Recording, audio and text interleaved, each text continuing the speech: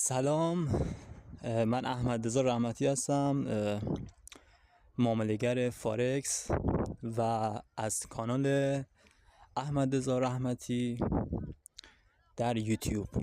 خب دوستان، میخوام در مورد چک لیست صحبت کنم.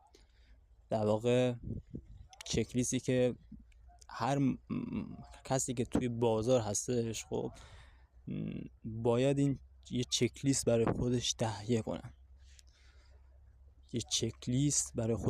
کنه. حالا این چک لیست در واقع اسمش در واقع روشه، چک لیست. حالا لیست میتونه کل اون پروسه خودمون باشه، یعنی ما کل پروسه قبل معامله، بعد از حین معامله و بعد از معامله رو باید همیشه بدون استثنا باید انجام بدیم. اگر ما این پروسه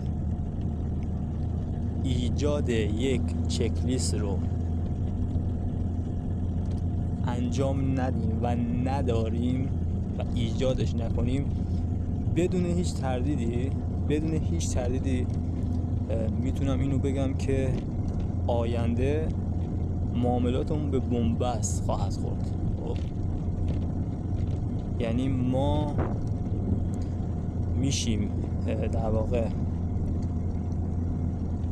تریدری که از هر باد بازار به هر سو میتوانیم بوزیم.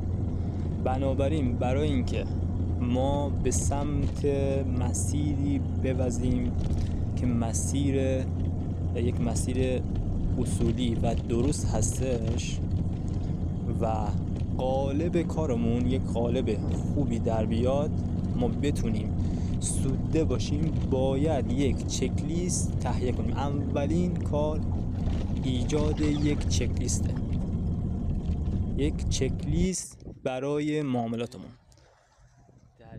من امروز میخوام در مورد اولین گزینه‌ای که ما میتونیم در چک لیستمون قرار بدیم صحبت کنم. اولین گزینه قبل اینکه اصلا وارد معامله بشیم، قبل اینکه معاملاتمون رو شروع کنیم، این گزینه مهمترین گزینه هستش که باید انجام بدیم. و اگر ما بی تفاوت باشیم و برای این گزینه اول، این